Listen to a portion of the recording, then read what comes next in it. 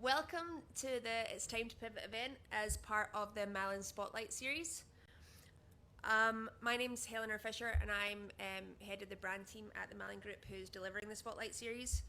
Now you can say, why are we running this 2-week series of events, and in particular a community event? As you will all know, 90% of goods and services are transported across the world still by ships, by vessels. And that doesn't look to, unless we radically change the way that we do things, that's going to continue to be the case with consumerism. So we have to look to see how we can change the way that the vessels that are being used, and that's why we feel so passionately about this. As an organisation, since our inception in 1890, everything we do, we have a thirst for innovation and expertise, but that's not enough. So we decided to set up the Malin Spotlight series to create a lasting platform to bring together like-minded individuals across the industry to collaborate and then, most importantly, act to make change. But that even in itself isn't enough. So whilst we've had industry events over the last week and the week coming up, we also wanted to include the local community and the global community and the next generation. So we've had a STEM event and other community events like this for 3 main reasons. First, because we have to hear the stories of the local and global community to understand the impact that climate change is having and our industry is having, so that we ensure that the solutions we're coming up with answers those issues. Number 2, because we want to support the passion and skills of the next generation and the skills they'll need to have to take the solutions forward. And number 3, and probably most importantly, so that when communities are moving forward, they hold us to account, they hold industry account to ensure that the solutions that we've mentioned over these 2 weeks of COP, we actually implement, we measure, and we keep refining going forward. So I hope you enjoy today's event and that we continue to collaborate going forward. I should also say there is no planned fires today.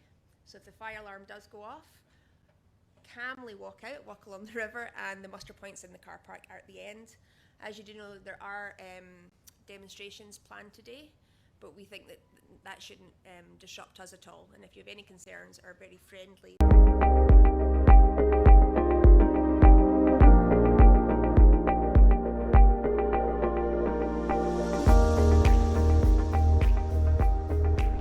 I'd love a future where people live more simply, where we consume less, and where we learn to share our planet with all the amazing creatures that we have and all the amazing trees and natural beauty that we have on this planet, and where we're not wasting everything that we come across.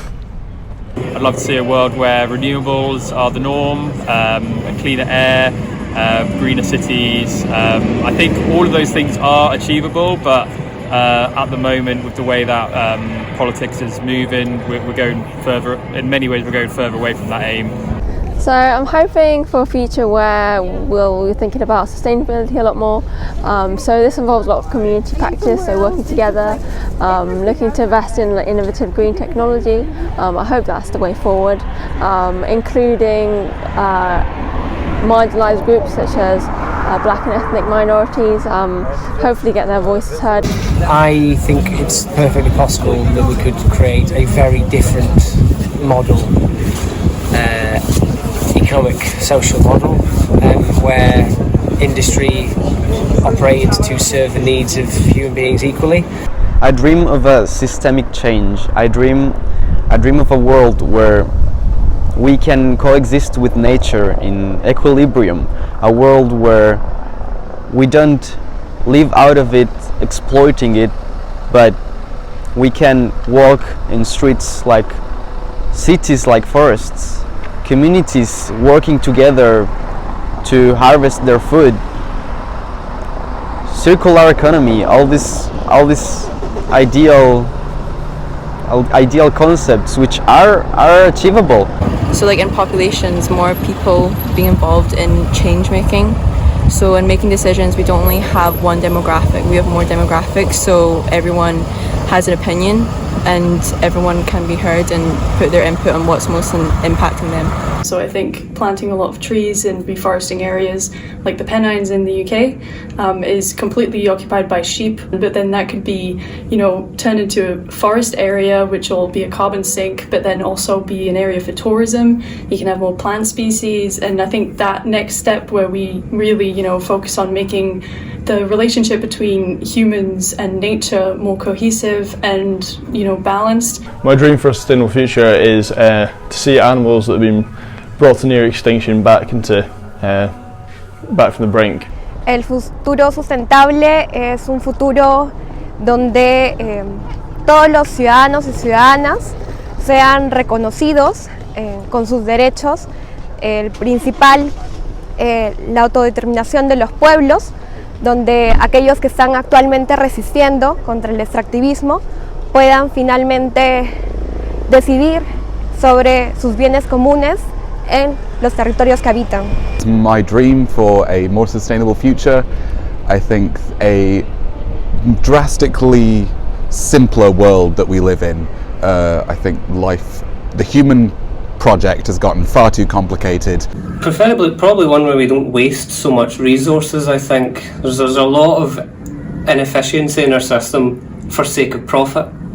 Manufacturers and industries should be held liable and not forced, but forced into making these systematic changes to be greener, to use more eco-friendly materials, repurpose.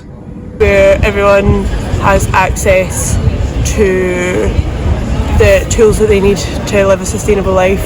I think there's quite a big wealth disparity within it just now. So I would want eco resources so every country can be as sustainable as possible. But if we are not taking care of young people who are then going to be the decision makers for the future, then we're gonna end up with, we're gonna, move forward a broken society, whereas we, really need to fix that at the root, I think. The sustainable world I dream of is a clean world and safe world. The world that I want to see in my future is that people should stop putting trash in the ocean. You can make the world less smoky by making electricity cars. My sustainable world is one in which trees should not be cut down. My sustainable world is to stop making our earth unhappy and unhealthy. We need to do something. We can't keep our mouths shut. We need to help the earth to become a better place and thank the earth for giving us a chance to even be alive. So, is it working? Okay, so it's been a really unusual day here at COP26. Like the planet and all the people living on it, we've been tested, and we have to show our resilience and our sustainability. And I think there's an object lesson here for all of us. But I think it's great we had a wonderful performance by Elemental. Thank you so much. It was really beautiful. And I really want to thank the Malin Group, especially Helena. You are fantastic. The work you did for us, the work you did for the whole series, it's incredible. And this isn't even your profession, right? So thank you so much. I think you've done a fantastic job. So today's program is about it's time to pivot. It's a rallying cry. It's a call to action. And it's really also about Pivot Projects, the group that many of us are members of, which is a global voluntary collaboration that was started at the beginning of COVID with the idea that COVID was a wake-up call, that by seeing a global pandemic, a global disaster, really the first one in my lifetime and in many people's lifetimes, that we can see just how horrible a global disaster can be. And we can sense that when climate change starts to hit hard, it'll make COVID look like child's play. We know that. So, we've had, in fact, it wasn't just it wasn't just COVID. We've had disaster after disasters, fires, hurricanes, warfare, giant refugee crises, all this kind of stuff. So we know the challenges are here. We know the challenges are coming, and so this group came together with this idea, with this belief that if you combine collective intelligence, systems thinking, and use all sorts of collaboration tools and research tools, including AI-based tools, that you can influence policymakers with your insights, and that you can engage with communities and help them pick the spots where they can make a difference towards sustainability and resilience in their communities. Now I'm going to introduce the panelists, and then I'm actually going to make a little bit of an introduction, set the stage a little more, try not to make it too long. But we have at the first chair, this is Peter Head, one of the founders of Pivot Projects, and really, a round of applause, Pete, for Peter. Yeah, he's a famous bridge builder, famous engineer, famous project manager, famous city planner. Started on the trajectory of sustainability about 10 years ago with Ecological Sequestration Trust and Resilience Brokers, and really was one of the co-founders of Pivot Projects to really take a lot of the ideas that he had and put them to use in a new way. Then we have Damien Costello. Damien is a innovation and disruption expert, which I think isn't disruption the key word of our time. I think it is. So that's a core kind of expertise. Glad to have him here. Thank you. And Amanda Hussain, a lecturer at Brunel University, London, in the Global Challenges program. She's also the CEO of Eastside Youth, which is a program in East London for helping kind of empower and train young people so they can have successful lives. A really wonderful program. And then we have our fantastic James Green. Applause. We have James Green, who another technical glitch. As if, all right, James Green is a community manager for Resilience Brokers and for Pivot Projects, and got a 2020 master's degree in environment development and policy from the University of Sussex. He's also a musician and someone who really likes vinyl, right? Yeah, a vinyl lover. All right, very good. We have a fantastic panel today. So, just a quick trip down memory lane. Let's see, March 2020, COVID's just starting to hammer the world. It's recognized as a pandemic. On LinkedIn, I see this little alert that Colin Harrison, one of my former colleagues at IBM, is starting an organization, a co-founder, with such a long name that I could not even remember it or repeat it to you, but it was a name only an engineer could love. But that ultimately turned into Pivot Projects, and that's what we've got now. And just a little bit more, on the framing. We've seen across the street and throughout the streets this week, green zone, blue zone, that, the world, in a sense, came to Glasgow this week with high hopes, high expectations, that, I think we weren't the only ones who were awakened by COVID. I think the world was awakened. And so we have this magnificent opportunity here to really turn the ship, to pivot. But, I think while we hope for national governments, for global governments like the UN to have a positive impact, we can't wait around for them to get it done for us. And also, at the same time, each of us as an individual can't do it. So we've got to, there's somewhere in the middle. And this is where communities are, and this is where communities can come up with new ideas, put them to work, and share them with each other, and possibly help move the needle. So that's what we're all about. So just about a little bit about each of the principles of the group. We call it sometimes collective intelligence, sometimes collaborative intelligence, but the idea is that you need a diversity of points of view and a diversity of expertise to solve these big problems, these big systemic problems that are so complex. And and systems thinking was this fantastic discipline that emerged in the late 20th century. I actually think it's one of the great ideas in the whole history of ideas. The idea that you can't solve a problem within a complex system by burrowing down on it and pretending that it's something that you can deal with in isolation. You really have to understand the bigger picture. Understand if you pull the thread here, the sweater comes apart here. That kind of thing.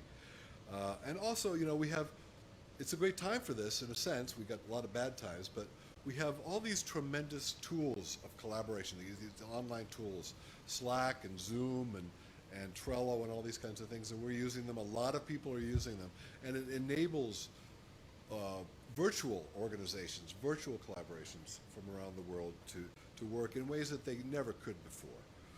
And then the last thing I think it's worth mentioning, artificial intelligence. I mean, a lot of people are worried about the impact of artificial intelligence on the world. You are right to worry. I can tell you as an author who wrote a book about it. But it's also can be a tremendous tool, and I think it's a tremendous tool for research. It can really help you find connections or insights that aren't obvious, that maybe they have multiple points between them. You can connect those dots. So these are the kinds we've been working with. Early on, I think Peter and Colin had the wisdom to kind of set up these work groups. Each, I think there were 23 of them to begin with, each with a leader. The idea that they would do systems thinking, use Kumu visualization maps to view the systems, the topics they were looking at, to do reports that we could share with other people, and then ultimately to do projects with communities. And just a couple of quick, I mean, we've had a tremendous experience. I think you guys would agree. I mean, once we had 3 indigenous grandmothers from around the world, a Canadian, a Hawaiian, and a New Zealander, who basically shared with us indigenous wisdom. And I think that here's another pivot that's happening. Indigenous people have been abused in every possible way, but I think they're actually now starting to be respected. And I think maybe it's subject of the fact that we realize we're in a heap of trouble and we have to look to new places for solutions. And I think people realize that a lot of the indigenous people have really good ideas. Great stuff from Paula, who brought them to us. Another wonderful person, Alan Dean, was kind of our connector. He was the glue that brought people together. A wonderful man, an educator, but kind of outside the system. And he, unfortunately, he passed away of a heart attack a few months ago. Very sad for all of us, but really kind of increased the resolve to carry on in his name. And we've had other wonderful things. Ian Abbott Donnelly has been our Kumu guru. He's worked on wonderful projects, some of them very closely connected and others not. We've had Colin working on regenerative agriculture in the DRC and Nepal, one of the other great projects where they're really solving concrete problems for developing nations and for smallholder farmers. Lots of other stuff. We had a great arts and culture group. Out of it came some of the art that you've seen today, and there'll be some more later. Some great stuff from Tom Rossiter, some great stuff from Michael Dingus, and we've got and a book. I don't want to dwell on it, but I was an embedded journalist in Pivot Projects from the beginning, and out of it came a book, which is The Pivot, Addressing Global Problems Through Local Actions, and you can Google it, and you'll find a way to buy it if you want. All right. So, and I think one of the key insights of Pivot Projects was the fact that we understood the power of storytelling. That storytelling is a technique that we can use to engage all people, not just the elites, not just the highly educated, both to help people kind of invite them to envision a future, to kind of storytell their own future. And you saw a little bit of that in the youth video earlier, and also to realize, that thing I've been doing, that really isn't too sustainable. We've got to change that. So I think there's a great realization. It's time for action. The time for talk is over, except a little more talk today. Greta has done. She says the blah blah blah, very effective. We hope that the leaders of the world will actually do things that they're actually sincere, that they're not just making empty promises again. We hope the same thing of businesses, that it's not just a bunch of greenwashing. Anyway, so I'm going to sit down now and we'll have a little discussion. And at the end, we hope the people in the audience will comment and also ask questions. That'll be great. So I want to start by having Peter, because Peter's the founder, but actually many of the ideas actually came before you were even involved in it. So if you could kind of lay the groundwork of the big ideas and how you developed it, how that came to the project. Yes, so thank you very much, Steve. I'd also like to thank the Malin Group for hosting us today as well, because we're so grateful for that. Yes, so let me take you back. I'm going to tell this through stories rather than through facts. So one day in March in 2020, into my inbox pops an email from Colin Harrison to say, COVID looks like it's going to change everything in the world. Shouldn't we do something together? Maybe mobilize some people? And at that point, I was thinking in 2008, when the financial crash happened, the world decided to invest in recovery. And looking at the facts of that, the world invested in more fossil fuels, in more jobs created linked to fossil fuels, and the recovery was a horrible going backwards recovery, because people said they wanted shovel-ready projects. And I remember saying to Colin, the only shovel-ready projects we want are digging in the ground to put trees in. We don't want shovels digging up coal and digging out oil. And still that term is used, shovel-ready, because we want to invest in things quickly. So we thought, wow, if we could bring people together, maybe we could figure out how shovel-ready could be something very different this time around, and we could make a difference. We'd no idea what would happen, and I remember we actually created a little web page on Twitter and other places about what we thought we could do. And as you say, my experience with the Ecological Sequestration Trust and Resilience Brokers, founding and running a charity, we'd been working for almost 10 years on trying to figure out how to help this change to happen. And we figured out that it's got to be collaborative and it's got to be cross-disciplinary. The water people have got to work with the forest people, and the forest people have got to work with the energy people. And we've got to figure out how all this can work so we regenerate the planet at the same time as providing services for everyone, including poor people, at a price they can afford. So no one's left behind and everybody gains. And it's not easy, it's very difficult. So very quickly, as you can see on the screen, a whole lot of people came together from all over the world. And I think we had about 120 people that joined us within about 3 or 4 months, which was extraordinary. And I thought it was a good idea to divide us into disciplines initially, because people are more comfortable in their own disciplines with people they know. But as we go forward, we should gradually join people up and actually start to work in regions around the world and help communities to make the change happen. So that was the vision. At that moment, we had no idea we would still be doing this now. We had no idea how long it would take, whether it would continue, whether there would be enough energy to continue. And one of the big things we did, which you're probably about to ask me, but I'll talk about it now, is we said that we've got to have art and culture, and we've got to have faiths and spirituality in this. Change has to come from the head and the heart. And the heart is to do with the way we feel, that our spirit, our spirituality, the music, the things that inspire us in the world have got to be engaged into this change process. And so that was one of the disciplines and one of many. And it enriched us and it changed us, and we went on a journey together, which was very exciting. Tell us about Jeffrey.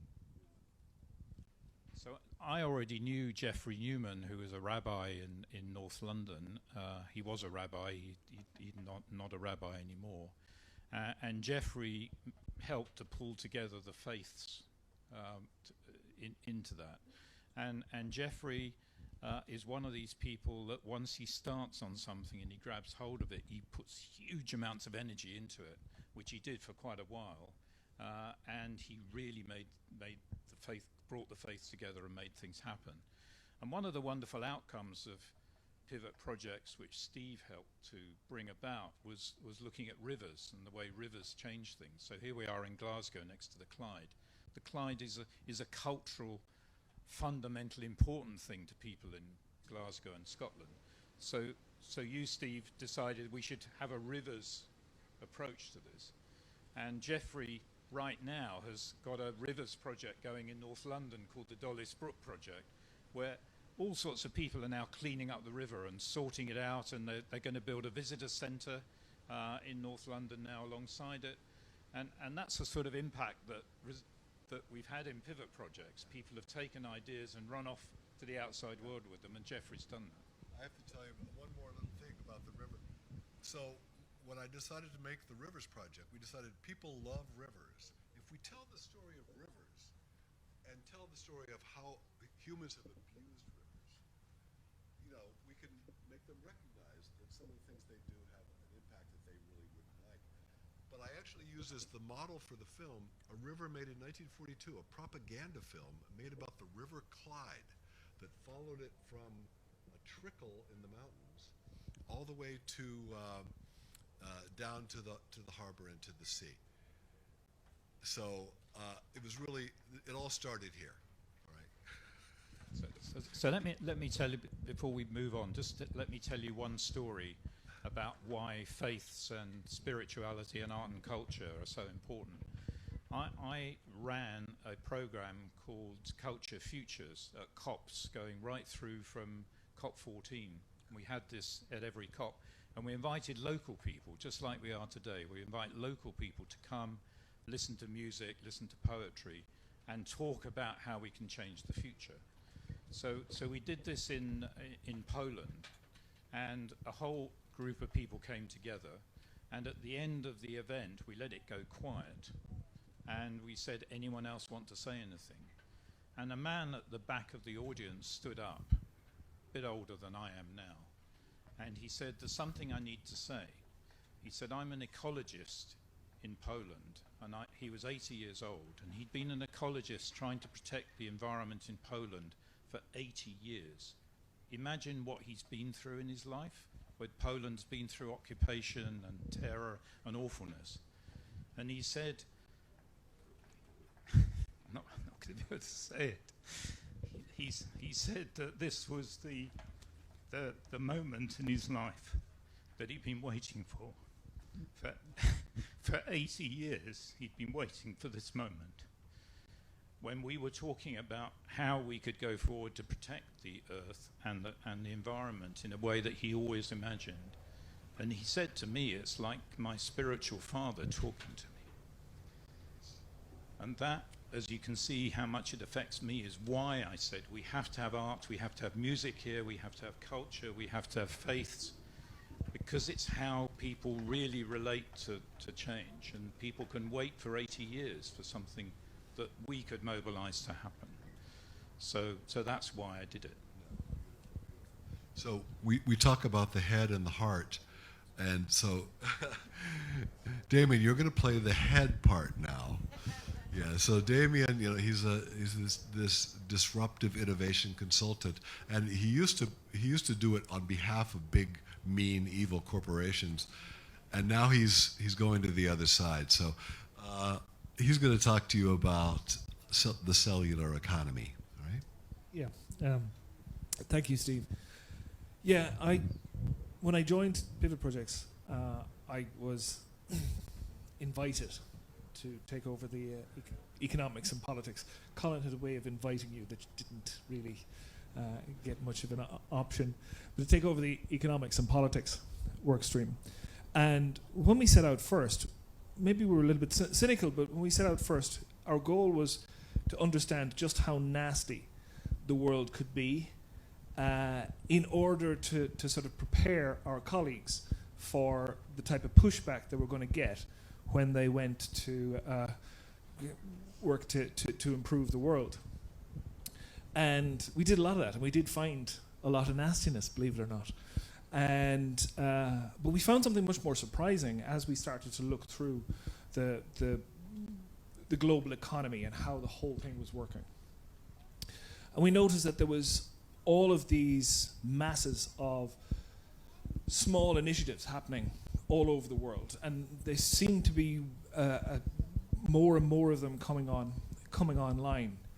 And we realized that that this was a sleeping giant, that this was a force to be reckoned with if only people could actually see it for themselves, if only people could realize how much they all had in common, and if they could act as a singular entity, if they could impose themselves on the system as a cohesive force, that nothing could stop them. So we likened the capability of, or the scale of this thing to the digital economy, a sort of a nebulous economy with enormous power. So we described this dynamic and its potential economic and political force. We described it as the cellular economy. And the idea of the cellular economy, and one of the reasons we could identify it was going back to what was said a little bit earlier. We used a combination of systems thinking, looking at the bigger picture, and disruptive innovation. And system thinking told us that the global economy, complex systems tend to have fractal patterns that operate at various levels. And we believed that a single industry would be analogous, that the global economy would act and would be changed in the way industries get changed. And disruptive innovation told us how industries get changed, how a dominant group of 1 or 2 or 3 players spend so long being dominant that they forget why they were there in the first place. They forget who they were there to serve.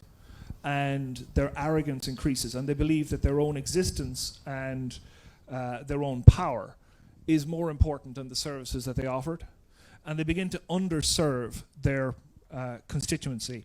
And that starts to build disquiet. That starts to build anger in the audience. And the audience, the audience start to lose faith, but there's not a lot that they can do about it. And the dominant players know this.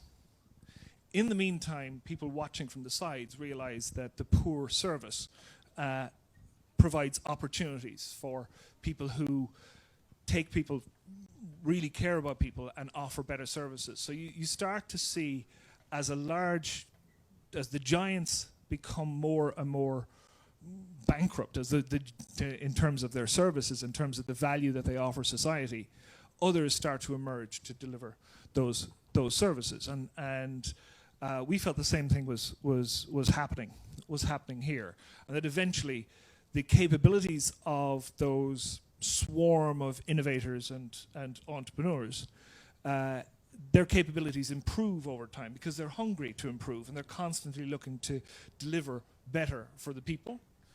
In the meantime, the arrogance of the giants have them, first of all, ridiculing, and then until it's too late. And eventually, the new model takes over, and one by one, customers defect from an old paradigm to a new paradigm in a peaceful transition. And one morning, the old guard wakes up, and it doesn't have anyone to lead anymore. So it's no longer the leaders. And we felt the same thing. We felt the same thing would happen here. An example of that type of dynamic, we think that was so. We felt that if there was going to be a paradigm shift, if there was going to be a fundamental shift in the global economy, that this was one of the dynamics that would drive it. And when we looked at all of these disparate groups, and even yesterday going around the green zone, it was all of these pockets, but there was no active networking. There was no sense of solidarity. There was no one working to build a voice. And we felt that the first thing that needed to happen for all that was this thing needed a name. And we described it as a circular economy. And this cellular, yeah, I've the cellular economy. And the second thing was the timing of all of this. In a dynamic, in an industry, when an industry change hands, the old guard basically betrays the next generation. And the shift occurs. And I think we could see it, and you mentioned it, Peter, from all the COPs you've been to, that this one feels different, that there's a more elitist, there's more of a split between the leaders and the people. And I think that's an indication that the time has come, that people can't take this any longer. And we saw or believe that this cellular economy, if the world and all of these projects and all of them start moving together and start talking to each other and start speaking in one voice, that voice will deliver a huge component of the next post-pivot, a pivot to a better world.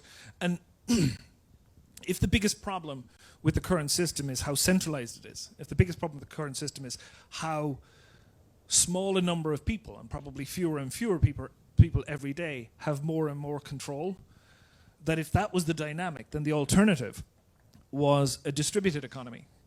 And the ultimate distributed economy is right out where the agency is with the individuals. So the idea of championing people and telling them that they had agency as consumers and as citizens was a critical component. And by definition, small cells, small groups are less open to corruption and less open to, because of the transparency. So a swarm of smaller cells driving components of the economy is a better thing than a giant monolith. So that was our position, and we felt there was three things that needed to happen. We needed people to recognize that they were part of a cellular economy, all of you, to recognize that you're part of something bigger and to articulate that. We also needed in the corridors of power to say, we're here and we're coming, get on board or get out of the way, because we will replace you. One morning you wake up and we will be the ones who are driving things.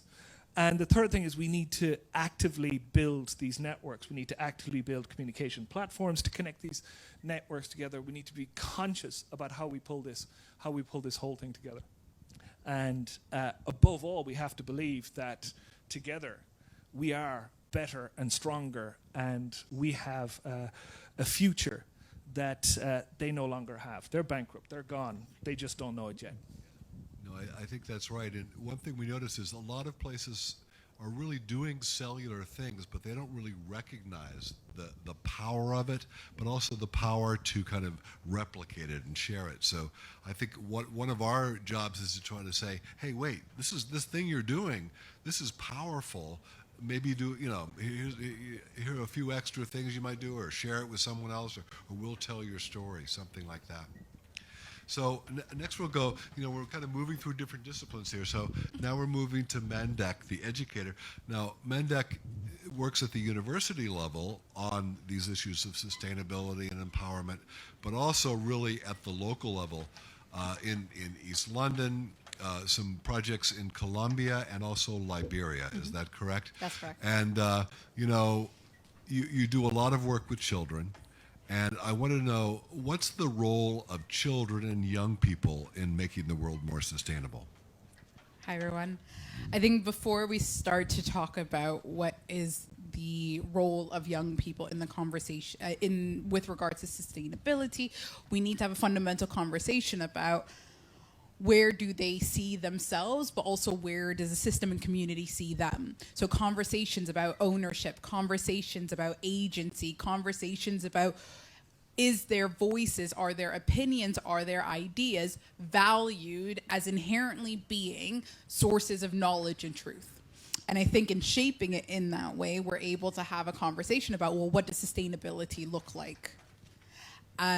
So as Steve said, I teach on the Global Challenges degree at Brunel University, and it's a new program, and part of our philosophy is centered on education for sustainable development. This idea that in order for us to truly start to talk about how do we achieve the sustainable development goals, but also how do we just achieve sustainability, period, we need to ground the learning, the education on the tools, but also the sort of philosophy of empowering young people to be able to create those transformations independently without there being necessarily the sense of your opinions matter because you've got a degree, or your opinions matter because you hold this position, challenging the sort of professional-led models of transformation.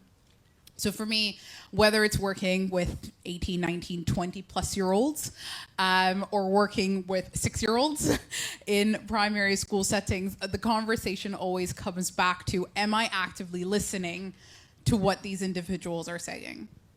But also, how am I ensuring that I'm responding to say that, yes, your idea is fantastic, or tell me more.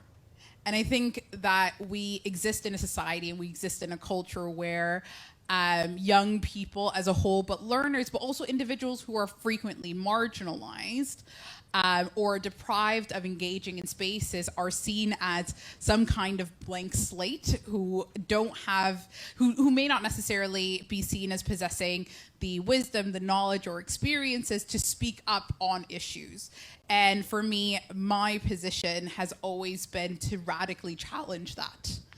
To say, well, no, if we take this sort of like asset-based approach, and often that's used in healthcare, but really the idea that every single human being possesses assets to create transformation, that if the 6-year-old, the 45-year-old, and the 90-year-old all possess some kind of wisdom or knowledge, how is it that we can collectively share that and value that inherently? And that challenges the culture that we exist in, that privileges those who are published, the sort of challenging that knowledge, like fundamentally working towards knowledge equity in order to achieve sustainability. No, I think that's really powerful. You know, when we've interviewed young people around the city this week, and probably more than 40 or so, and we ask open-ended questions. I think that's really important. You don't direct them. You say, what's your dream of a more sustainable future? And one of the things that we found, and Kathleen found this, was that when you ask that question, some people go directly to the basic quality of life issues, not, you know, climate change, but just like safety, security. One of the people said, when we asked, what are you doing about it? He said, well, I want to open a cafe. And when I have my cafe, I want to give food to the homeless and shelter to the homeless. And this is a guy who was working as a clerk. We interviewed him in an alley in kind of the east end of Glasgow kind of thing. So I think the key, one of the keys to getting input from young people is basically to ask them what they want to think about it, what their ideas are. So I think that's really, and that's one of the things that our friend Alan Dean always came back to. He said, you know, listen to learn, and then act. So you know, you were one of the key people in the education work stream. Talk a little bit about some of the ideas that were discussed and some of the things that might have been of value in that. Yeah. So the education work stream was, to be fair, a very interesting bunch of individuals. I think we all came with a variety of sort of experiences, but also perceptions of what does it mean to learn, what does it mean to teach, and what does education fundamentally mean? I think there was a common thread, and Alan very much embodied that value that we possess, that in order for there to be change, individuals should be equipped with what I call a toolbox of skills. Rather than teaching individuals to say that in order to solve problem X, you can only use, I don't know, like a screwdriver, but rather saying any one of the tools in your toolbox may be useful depending on how you look at solving that problem. And so that was that sort of aha moment that, like, it's not just me who thinks that. There's like a whole bunch of other people who also share that value, allowed us to be able to work collaboratively on projects like Listen to Learn and Act, which is grounded on sort of the values that Alan grounded for all of us before his passing. And Listen to Learn and Act is a sort of rallying call, and it's with a colleague and friend, Twain, who is in Spain, Kathleen in Ireland, Teresa in Australia, where the passion is that in order for there to be transformation and true dialogue, we need to not only speak and talk about issues, but actively listen. And how do we enable the sort of creation of spaces, but also opportunities for young people to share their experiences, their opinions on sort of curated topics, whether it's about water, whether it's about friendship, and how is it that those can be actively used in informing change and informing actions, both for the facilitators, but also for the young people themselves, and sharing that from kids in Liberia to Colombia to Thailand and everywhere else in between. So hopefully it's something we can continue to grow. Yeah, I hope to see that. I mean, I don't have much to do with education, but that idea just lit me on fire, and I hope to see it grow and expand, all that kind of stuff. So, so James jumped right into this organization, and at first was one of the guys who kind of was the administrator. He kind of made the trains run on time, and then he got involved in a very interesting project, one of our collaboratories, and so he's going to talk about this. This is the idea that the kind of global collaboration people can combine with people within a place. Maybe there's a university there, maybe there's the city government, maybe there are nonprofits, and that together they can really get something done by bringing all those different skills. So talk about that, please, James. Yeah, no, thank you, Steve, and thank you for organising all this and inviting me on the panel to Marlin Group. Super cool and surreal seeing so many friends in the flesh for the first time. So on the stage, wow. Let's try and take it back to the start with my journey with Pivot Projects, which was graduating from University of Sussex, Masters Environment Development and Policy, and January 2020. You know, you come out of university with so many hopes, aspirations. Where you're going to go? Bang, pandemic. Weird.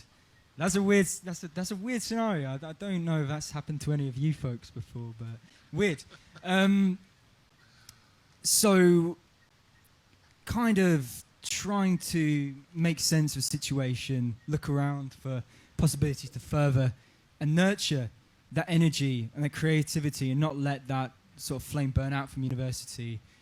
It was unbelievable to come across the Pivot Projects group, and it delivered plus more. Just the systems thinking ethos and complexity theory. Like, wow. It's like coming across a treasure trove. And you know, not only that, just a group of just really wonderful, magical people who have the patience and time to nurture talent, creativity, connect it up. And that's exactly what I intend to take with a project like the Exeter Living Lab. And, you know, just quickly thanking some of the people on that journey, of course, Mr. Alan Dean, whose carefully timed jokes and jabs pushed me along. This guy had a wicked sense of humour, truly wonderful. Ian Abbott Donnelly for supporting with the Kumu mapping training, which we were able to take the Living Lab.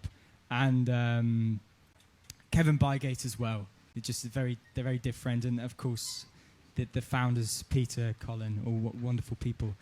And you know, through my experience with Pivot Projects, supporting the admin, the community manager role, I was offered the amazing opportunity of joining the Resilience Brokers team with some good friends and now dear colleagues. And I was thrown straight into the Exeter Living Lab, a project that was in the works. It was talked about in whispers through the first year of Pivot Projects.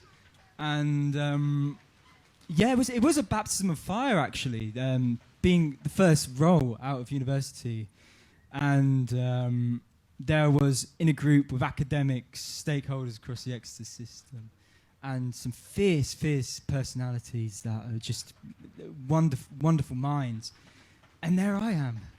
And feeling a little bit out of my depth was really the perfect situation to develop the skill of listening with empathy and not going into a project and being assertive, because maybe the world's full of too many assertive blokes. I don't know. People may want to disagree on that, but maybe it is. So I don't want to be another one of those. So I'm going to listen with empathy. And what we have in Exeter is a virtual space which connects academics from the university, the Pivot Project's global team, all those experts, and local stakeholders, and master students who are part of the Global Studies course of the GSI, which is Global Systems Institute. And one of those is Kai, who's in the audience today, now a good friend who we met through that project. And connecting with Kai through Exeter Living Lab, she joined Pivot Projects and set up urban psychology work streams. So truly hats off to you for really bringing a new layer to Pivot Projects and the new energy. It was pretty fascinating. But in Exeter, we're trying to create that virtual space of bringing all those pieces together and looking at the Exeter system, using the Kumu mapping approach, as you can see on the screen, to show the interdependencies, visualize that system through Kumu. And one of the great quotes or great ideas from my course at university for my master's was the idea of a pluriverse of meaning. I can't remember who said that. It might have been Walter Mignolo or Escobar. I can't recall. But the pluriverse of meaning. And I think I'm able to see that through Pivot Projects, the Exeter Living Lab, the energy that's being created there, bringing the Pivot Project system complex theory approach, bringing in the spirituality, the arts and culture, all these things, and seeing how they're interdependent, and looking at something like the Exeter system and seeing where that creativity lies in a system, which groups are looking for net zero, which are passionate, who have the energy, the creativity, the desire to make a change, because they're out there, those groups, in every region, in every city, in every community. Those folks are out there, but bringing them together, that's where we're trying to step in. I think one member of the group, David Pension, he described us, we're not trying to be the vanguards of change, we're just trying to create the mechanisms to bring that energy together and stitch it into some beautiful mosaic where we're not homogenizing it either. It's a pluriverse of meaning. So I could go on about this, but it's an amazing project, and truly hats off to the University of Exeter, Global Systems Institute, those amazing academics and top tier research. It's awesome. No, I think that's a great example of the kind of engagement that we've talked about. And I look around, a lot of people individually, they recycle, they bicycle a lot, they're very conscious of the kind of footprint they have, the negative footprint, but they don't know how to get engaged with others. And I think that that's the thing that people are looking for now. And if we could have these living labs, in every city, around the world, it would be a tremendous thing. And I think one of the things we should look at is, well, what do we do? How do we make this replicate? That kind of thing. So I wanted to ask, we've gone down the row here, but I kind of want to open it up a little, just be more of a free discussion. So when you guys look back on this experience, what do you think were some of the most either fascinating experiences or ideas that came out of it? I'm going to tell one on Damien, actually. When Damien first started talking about the the global economy, he had a very long slideshow, and I think the fourth slide was a picture of a house burning down, and his question was, should we just burn down the house, or is there an alternative? And when I first went to his meetings, I said, I think he's going to say we should just burn down the house. But no, he went on to a much more responsible path ultimately. So, and other ideas? Yeah. One thing that struck me about it was the breadth of people and experience. Yeah. And to my utter surprise, I found myself hugely drawn to the Faiths group, which under no circumstances previously that I had no indication that was going to happen.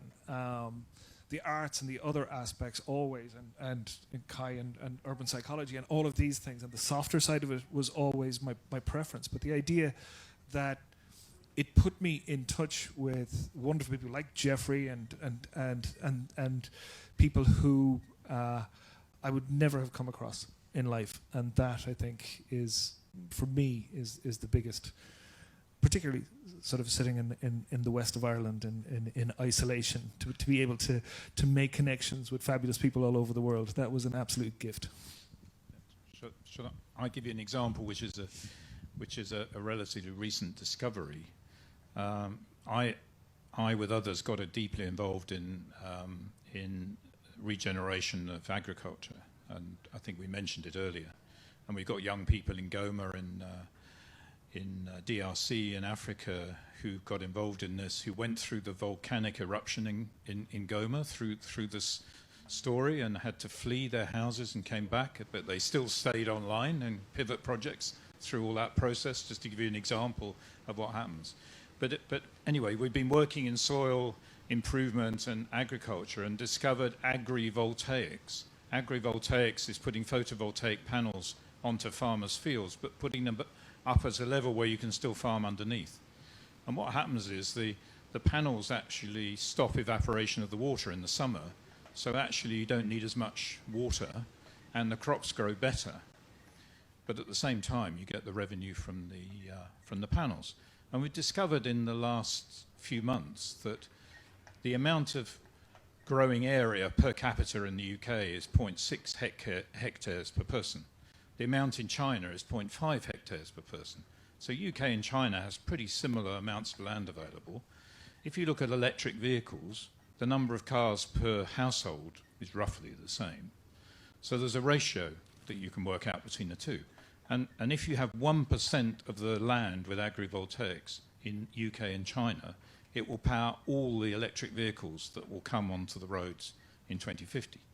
And that's the sort of thing that Pivot Projects does. It's actually looking at the system and saying, wow, you know, there's something in it for everyone here, and this can actually make things happen. So that's just an example that we don't think anyone else has realized yet.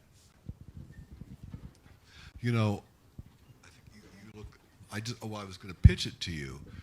Remember when, after Alan died, the group from, where was it? There was a group of children who made goodbye videos to him and thank you videos. I can't remember. Was that your project? Okay. That was Alan. Oh, okay. That was Alan's project. But yeah, I can talk about it. We'll go to you next. But yeah.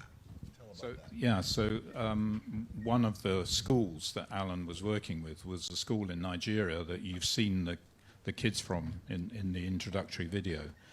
And Alan created a real bond with those kids. They actually loved him and he loved them. And when he died, the class was so devastated, and the teacher was devastated that they'd lost him because he was a dear friend and he was helping them. They all did drawings of him, and they all came on camera and said how much they missed him and how much they loved him. And they made up a song and sang it. And we played it at a series of events. And for me, it was a really moving moment to see what Pivot Projects has done through the individuals that we have. But without Pivot Projects, Alan would never have actually been in touch with the school in Nigeria. So it's just an illustration of how the heart and the head work together. Really. Yeah. Amplification too. I had this conversation recently, actually, in preparing to come here. I tell people that pivot projects came at the right time for me. So in my teaching at the university, I talk about systems thinking. I try to engage my students, because it's a transdisciplinary program, of this is what the world could look like. This is all the things you could work towards and achieving, but nothing concrete. It's a new degree. I don't know how to explain to anyone that there is a space for you to talk about your passion in planetary health, but also in international security, but somehow you're interested in the arts. And then, having been involved in pivot projects, I was able to demonstrate to students the sense of this sort of transdisciplinary approach, the application of systems thinking, the utilization of design thinking in that process of being able to solve these complex global challenges exists. And here's how. And so currently, the final year students do a module with me called Enterprise, where they address a global challenge presented by organizations, individuals, institutions. And one of the groups is working with somebody who I met through pivot projects, and they're working on, I think, data and usage, but also like how is it that young people can be encouraged to discuss data and how valuable their data is. And seeing the students in the class after speaking with this person be excited and just in awe of the opportunity to say that I am able to draw in my passions from every which way into something tangible is empowering for me as an educator, but also inspiring for me as somebody who is keen to see change happen in my lifetime. Yeah, thank you. Wow, amazing. I think the core of it for me is the friendships made, without doubt. When you strip everything back, those friendships is what really can bring about the change. You know, we have the tools, we have the approaches, but the friendships made within pivot projects across countries, across generations, it's absolutely fascinating. And I deeply believe that's where it begins, and if we can bring that to the communities and to the projects as well, that energy, that joy, that creativity, that laughter, I just think that would be powerful, and it really is deep in pivot projects. We don't just meet online and have intelligent conversations or whatever. We really do laugh, and we Damien and I spent yesterday having amazing conversations, meeting amazing people, and then at the end of the day we fell into the pub. Great pub, really good, and the others joined, but we were just talking nonsense for an hour and laughing, and you just think, I definitely want to bring about great change with this person and these people when you are laughing like that and sharing joy and emotions and passions. So the friendships are absolutely mandatory for change. So yeah. Do you have an anecdote, sir? I'd like to pick up on something Dex said about it coming at the right time, and I think COVID probably made it the right time for a lot of us anyway. But I was at a crisis point, realizing I was on the wrong side in preventing the pivot that I desperately wanted to see. But that was a time. This is a milestone for us. This was something that was always on the cards from when we started. And I think what we need to do is send out an invite that we now need another surge. We need another wave of energy and youth, and not academics. That we need smart people and funny people, and but just people who want to be involved in something bigger than themselves, something that is trying to do some real good in the world. And I think it's as we come back from this, it's the perfect time for other people to come into our fold. Right, and we would be most welcoming, and I would love to see another wave of friends emerge after this. That's a cool thing you said about academics. when I first got into this, I thought there'd be a lot of academics, but it turned out it's totally unsuitable to most academics who want to just do a bunch of research of their own and publish it. Who wants to collaborate, right? So it wasn't a good fit, except with people like Mendek, of course, who are activist academics. So, hey, I wanted to know, and we're going to open it up to anybody on the floor too. I mean, here we are sitting right across the Clyde River, the beautiful Clyde River, from COP26. You know, do you have a message for the people over there? Peter, you wrote a wonderful blog post. It was published on Monday, and I urge people to read it. What's your message to the leaders of the world? Yeah, I think my message is, first of all, we understand that governments, local and national governments, have no money anymore. We have to be realistic. COVID has taken money from governments, and they have far less money, and they have to repay the money they've borrowed just to deal with the pandemic.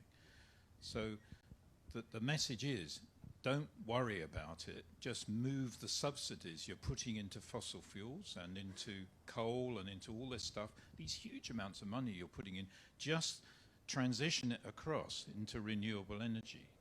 It doesn't cost anything to do that. You just move it across, and the private sector will then step in and make it all happen, because renewable energy is a lot cheaper than all of that. The capital cost is much lower. You can decentralize it. You can make it local. Local people can own it. So actually, all you need to do is set up policies to transition and move that money across, and change will happen because the private sector will drive it and energize it, and farmers will change, and all these other things will happen. So you don't have to find huge amounts of money, but at the same time, those that have more money than developing countries need to help the developing countries to actually do it. Not actually fund the work, but simply help them to understand how to make the same process happen. So teach and help them and train them. But I don't think they need the money to do projects, because the private sector will bring that. Any other messages for the leaders of the world? Keep going in order. I was going to disrupt the order. I think they should just keep it up. I think keep doing what they're doing, because we're realizing more and more clear how little those in power have to offer greater society, and sooner or later it will become intolerable. And I'm being facetious in that. We can't afford that. But I think they have to stop supporting bankrupt systems like the fossil fuel industry, because if they don't, they will be just reinforcing how bankrupt they are as an institution. And this groundswell that we talked about, or I spoke about previously, it will replace them. It will come up with other ways of doing things. I think one of the decentralization is the big story here, going from a command and control centralized hierarchy, decentralizing. And I think you see it across the world, how cities have been far more effective than countries in dealing with all of these issues that we're talking about. And that's one step down. I think it gets better every step down we go down through the system. I've been trying to rack my brain as everyone's been speaking of how to word what I am about to say. My message is fear the people. I think that it is only a matter of time before the citizens, people globally, young, old, migrants, indigenous communities, those who have been actively deprived of their rights, will get fed up. And I think that recognizing that, or states, those in positions of elected power are there because of the people. You can't be there any longer if the people aren't with you anymore. And so I think is to take heed of that. Yeah, and if I could just add that at this very moment, we can hear the helicopter over Glasgow. Right. And streets all over the world at this very moment are full of people who want this change to happen. And we need to enable them to get involved in it. Yeah, the message is you are losing your grip. Change your approach. James, you got a message? I sure do, yeah.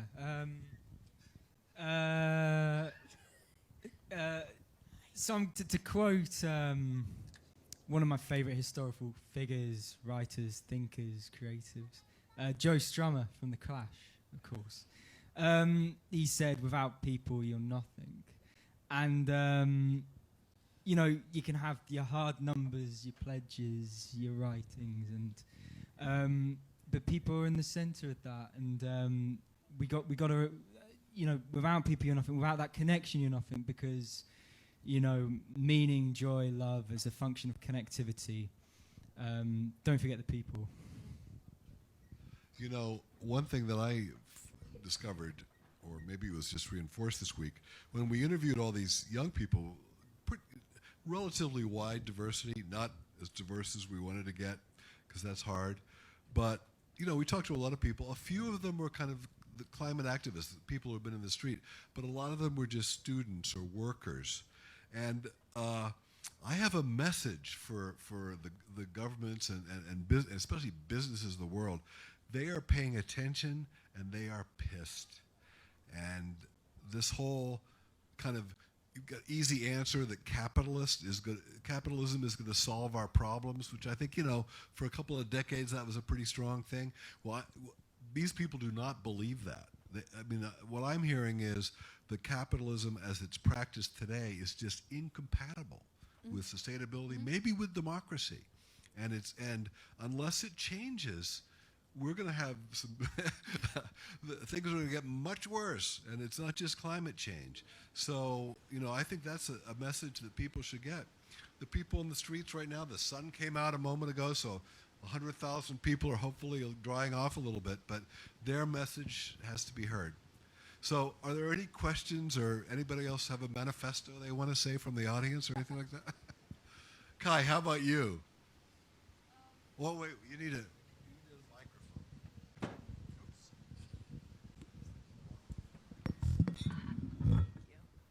So my question is for like Mandek and then possibly anybody else. So thinking about how young people can get involved, and like obviously there are people marching on the streets now and yesterday.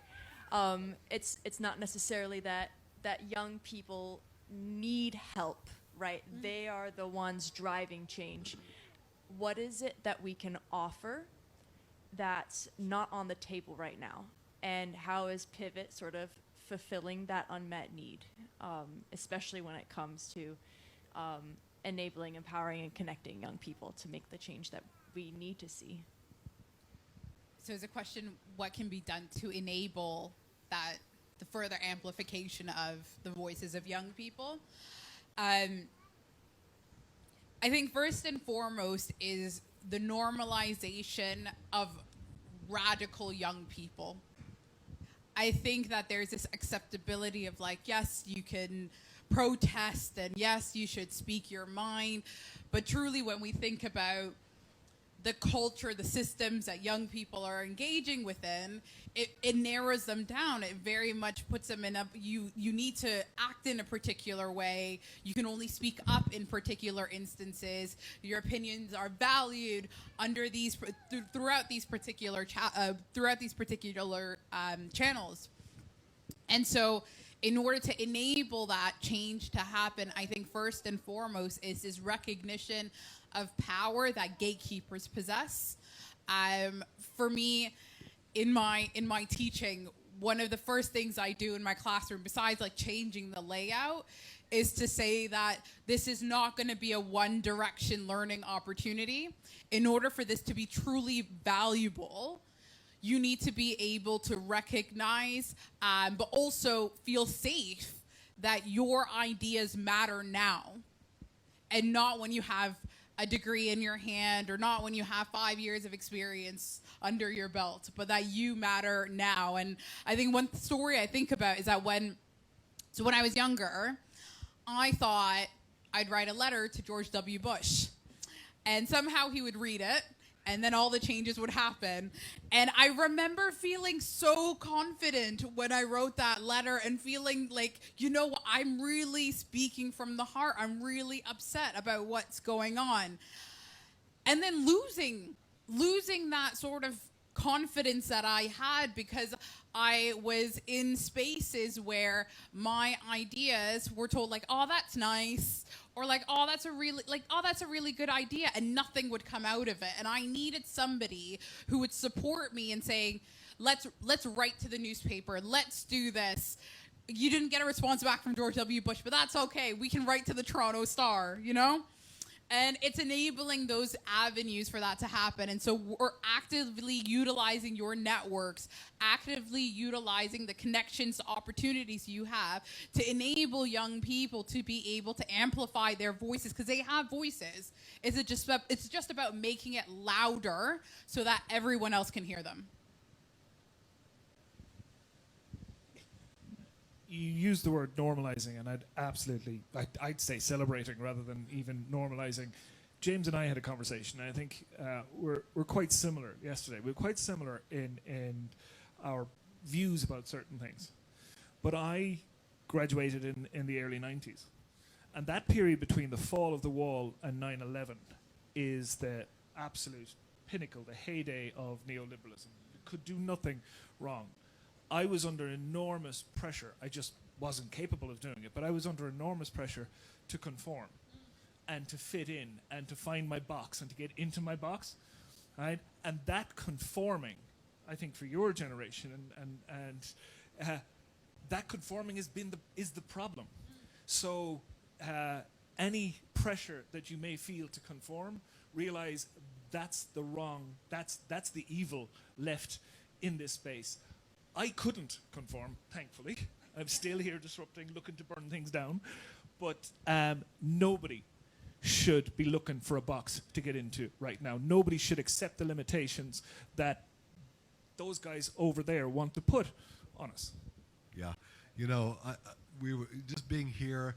There are these exclusionary zones, the blue zone, the green zone. We're outside. We're on the fringe. And it occurred to me that I've been a proud part of the counterculture since 1968. Feels really good right now. Any other comments or questions from anybody? Chris. I'm in, Steve. Yeah, thanks. That's been an absolutely fascinating conversation, really, really stimulating. But I guess my question is, what do I do next? Where do I go with it? Well, you could join Pivot Projects if you have any spare cycles and help us figure out what our next step is. Because, you know, we've kind of gone along a path. It's a very, you know, it was kind of set up with some ideas and a little bit of structure, and then it kind of found its way. And a lot of the activity has actually been by individuals kind of inspired by it, taking some lessons and going out into their community. But I think right now we're kind of at this pivot point within Pivot of saying, well, how can we take what we've learned so far and who we have and go to the next step? And I think in the coming weeks we're actually going to be having some meetings about that. Well, what are the obvious next steps for us? And the other thing I would say is, you know, Pivot Projects led me out into the world, a global community, and then it led me back to my community. It led me back to the river that runs by my house and asking questions about it and meeting people and engaging with them. And I think, you know, that's what the River Project is about. But I think, you know, you look back at your community here. You have your business community, you have your friends, your family. Is there a project that's either already underway or that you and some friends could cook up that would be very powerful? Do you know about After the Pandemic? In Glasgow, there is an organization called After the Pandemic, started at the beginning of COVID, driven by actually some people in a design company called Lateral North, some design thinkers, and they started this project and go to the website. There is so much going on in this town. You know, in fact, it's a little bit like Pivot's project, except local. It's got, you know, the arts, it's got sciences, it's got design, it has activism of all kinds. So there are a few places to start. Got all the answers, Steve. Cheers. Kathleen. Wait. Oh, I have a question for Peter. He's a titular head of many things with lots and lots of experience. I was wondering, one thing I picked up from doing all the interviews with the kids was how they, in their life, taking little steps to reinforce the philosophies that they want to see to fruition. And I'm wondering, what do you do in your life to do that? Sure, thanks, Kathleen. The first thing is I've been a vegetarian for 40 years, and I'm very healthy. I initially did it for health reasons, but I'm very glad I did now for all sorts of other reasons. So I've been a vegetarian for a very long time, number one. Secondly, all the energy that we use as a family comes from renewable resources. So we buy it from Ecotricity, and we buy it from other places, and we have solar panels.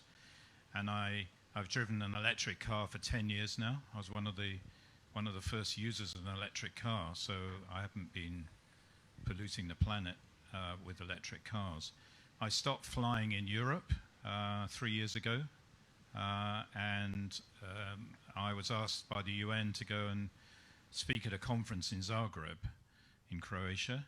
And I went on an overnight sleeper train, which was a fantastic experience to realize you can go to Zagreb and leave London at 9 in the morning and be there the following morning for the conference.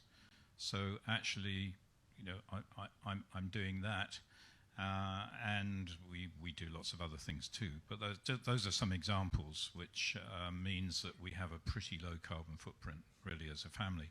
The other thing, we do have a family. We have a family tree planting program as a complete family. My two children, their families, and I think we've funded and planting around 1,000 trees in the last year. So we're doing that as well. So we're doing quite a lot.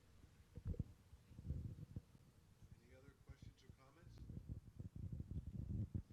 or comments? Can I ask, when do you think, I get you're saying about the youth, or not actually youth, everyone that's, you said, pissed off, amplifying them, and you mentioned, Peter, you think the private sector will take that on board. When do you think that tipping point is? Because I think a lot of our experience, they're never the two shall meet.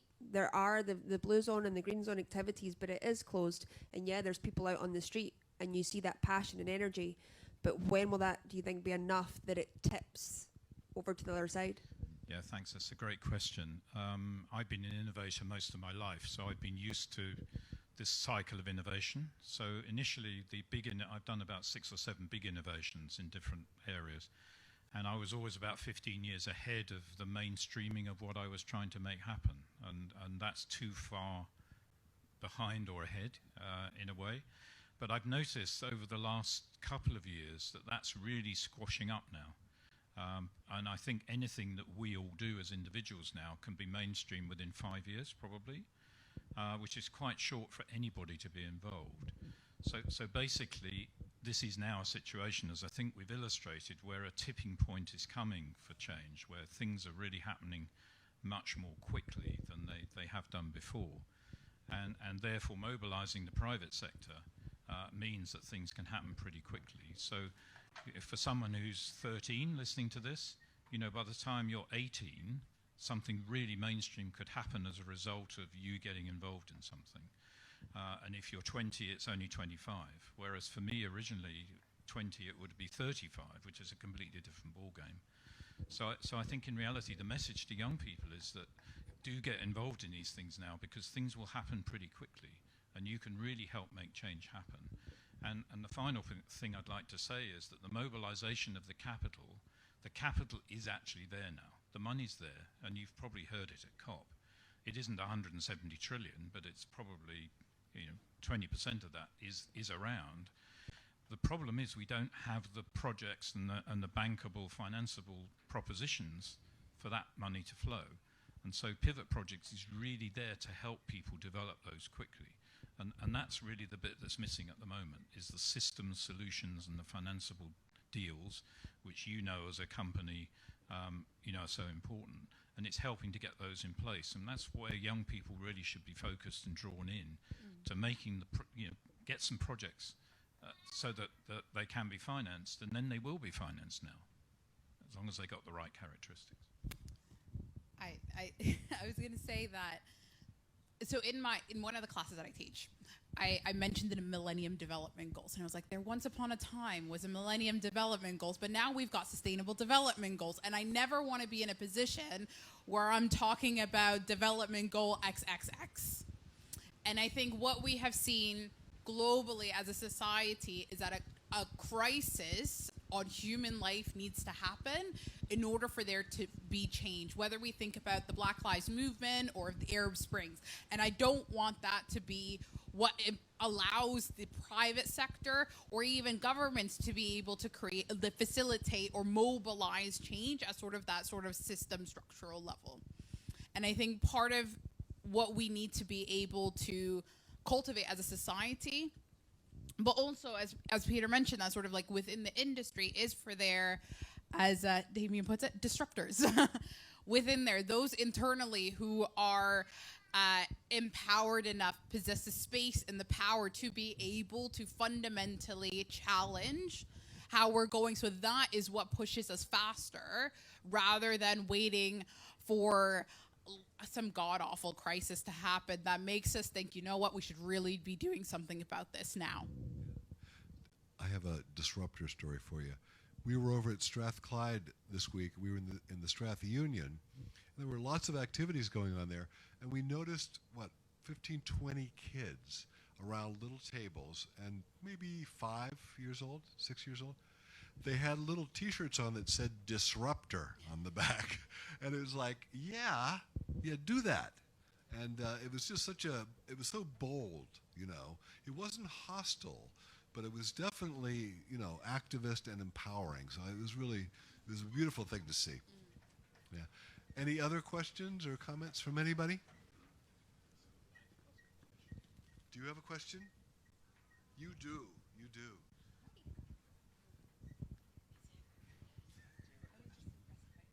Oh, you don't have a question. I misinterpreted. You're even older. Do you have a question? No. Okay. All right. Well, Kai does. It's a question about the Living Lab.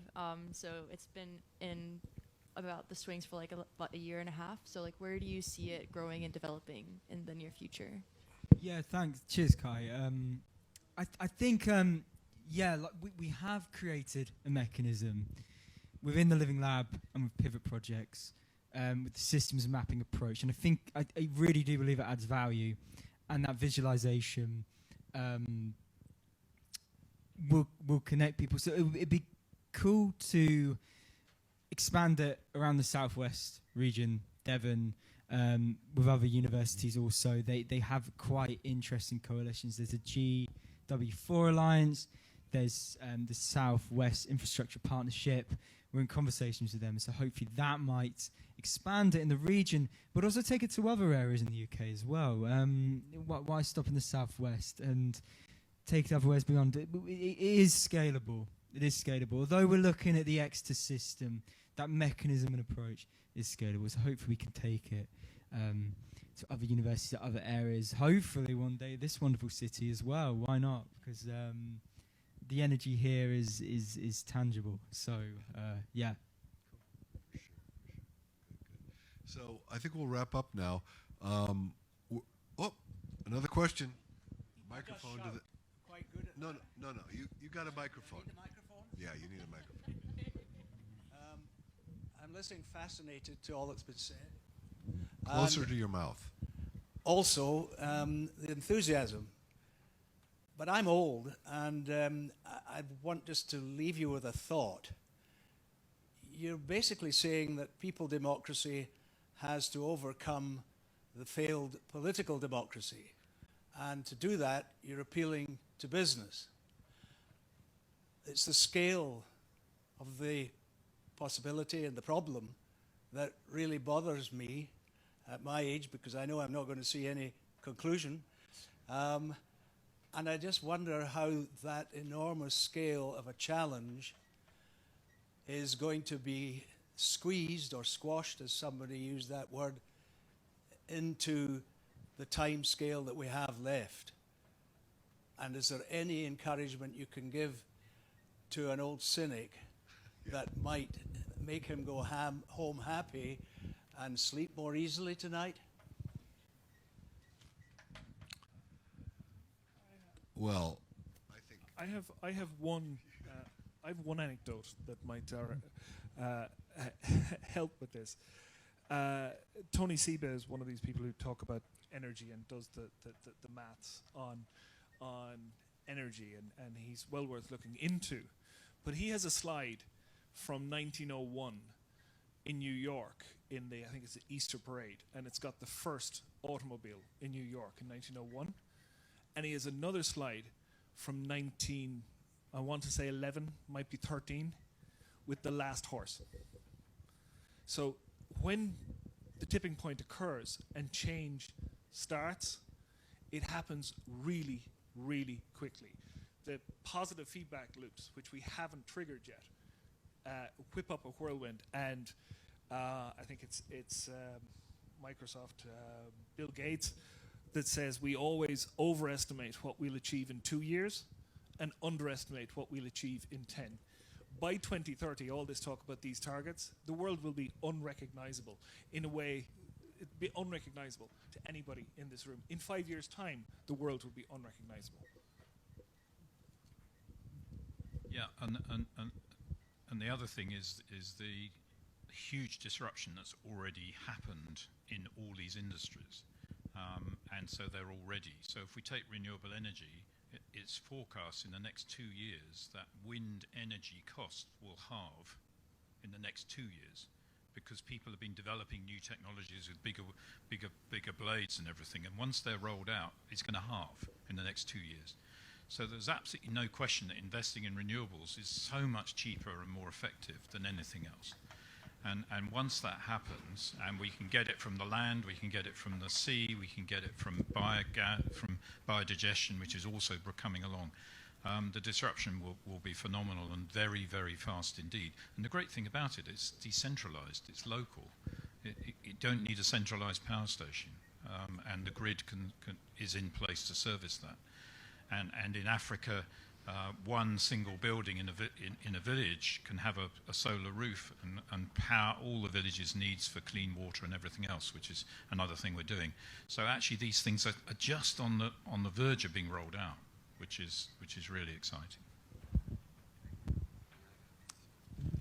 I was just going to say it's they both touch on, but it's looking at the scale of how we're viewing solutions or how we're seeing problems being solved. And I think there are everyday transformations and everyday changes that are happening, but they're perhaps not at the level that we want it to be now, right, for the globally. But the appreciation of the fact that so one of the groups of students that I worked with last year embedded solar panels in schools that were led by the Gambian Teachers Union, in the lower region of Gambia with the Steve Sinnott Foundation. And these are students who are like up in Uxbridge in West London doing this as part of their degree. And this is a transformation that was being able to happen on the ground in real life that impacted the sort of the access to technology, the access to learning of dozens of children. And I think that is something that we can applaud. But on a larger scale, has that solved the issue of connectivity and the issue of educational access in the entire region? No. But it's impacted those young people. And how is it that we can scale that up? And it's appreciation for scale is my comment. Because I often, like you, I'm like, Ari, what's going to happen tomorrow? Or like, how are we going to reach this goals? But it gives me great sort of appreciation to realize that every day someone's doing something, and slowly we'll get to that point where everything fits together. So I think we will wrap up now. One thing I want to mention is I'm gonna ask Peter to kind of give the benediction here, because he often did this at Pivot Projects for our meetings. But I want to say we're going to run a little 5-minute video right after that shows the young people that we talked to talking about what are they doing about it. So I think it's very inspiring. We'll see that. Also, if I can find them, I brought 10 books, and I'm going to put them out on the table. And the first 10 people who want a free book, it'll be yours, and I'll sign it if you want me to do that. So all I have to do is find them. I don't know where. Oh, there we go. There we go. Anyway, so I'll hand it over to you, Peter, for the final say. Yeah, thanks. I don't really want to say a huge amount, because I think we've together said a huge amount, and hopefully you've got an idea of this. So let me try and summarize. We created Pivot Projects without any expectation of whether it could achieve anything. And every day that's gone by, the impact and outreach that it's having is, we have no idea, but I think we suspect that it's having a very big impact. And we could give you loads of examples of that. And that's not us. That's because we've created a collaborative model of multidisciplinary people working together and actually figuring out how to solve problems. And it is a model for how the world can actually do things, we think now. And I want to finish just recognizing what we heard. The last song we heard was Waiting. We've been waiting. We've been waiting to meet each other. And yes, last night, 8 of us who hadn't met physically before, who've been working together in Pivot Projects, all had dinner together. And it's the first time in my life, 8 people coming to dinner, there was no hierarchy, there was no one talking too much. We were just vibrantly communicating with each other around a dinner table, sharing a meal together, and actually moving towards today. And that way of the human spirit being able to embrace complexity and resolve and solve things and work together in a very happy and purposeful way, I think has a very, very deep and profound meaning for those of us who've worked in business, and although in families you have hierarchies, in business you have hierarchies.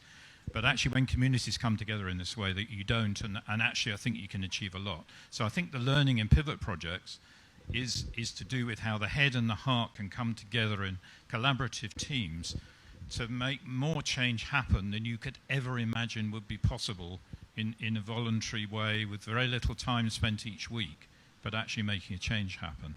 So I think we've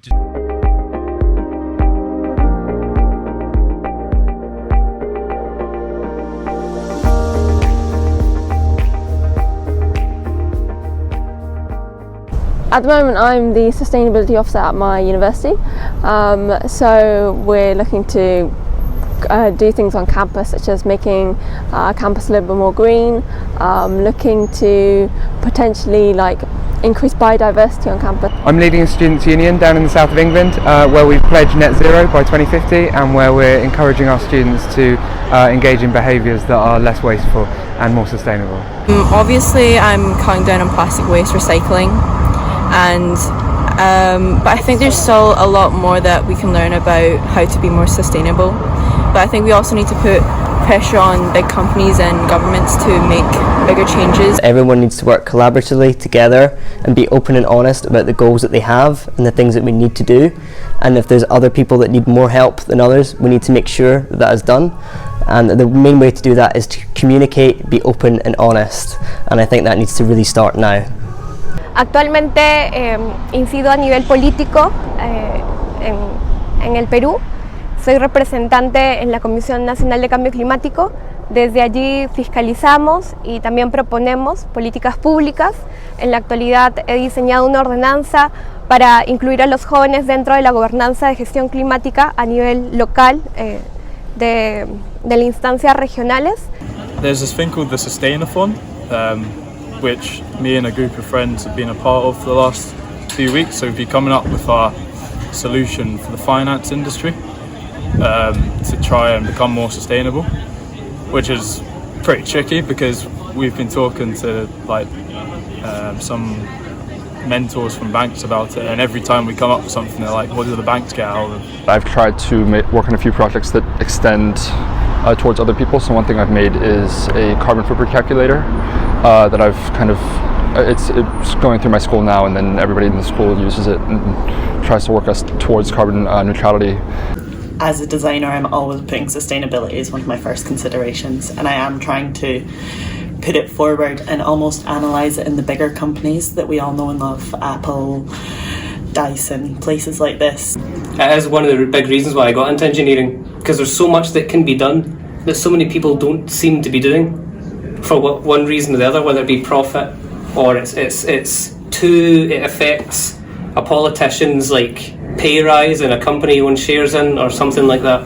For me personally, I'm a vegan, work at a vegan cafe. All our food is sort of like, we try and minimise use of animal products. We use biodegradable items like throughout. So things like that. I don't drive. I cycle, I walk. And I would say like I try and like minimise my travelling. Myself, I will do like, I will persuade the people, teach them, learn them, telling them this is the real stuff. I just open my cafe and open like a house for homeless people. Just come in for free drinks or cake or anything, cup of tea. I'm a teacher, so I probably will use like my role there to like teach children about like how to be sustainable, teach them about how to be socially active, teach them how they can get involved in things. We all like to do our sort of recycling, eat less meat, fly less, cycle everywhere.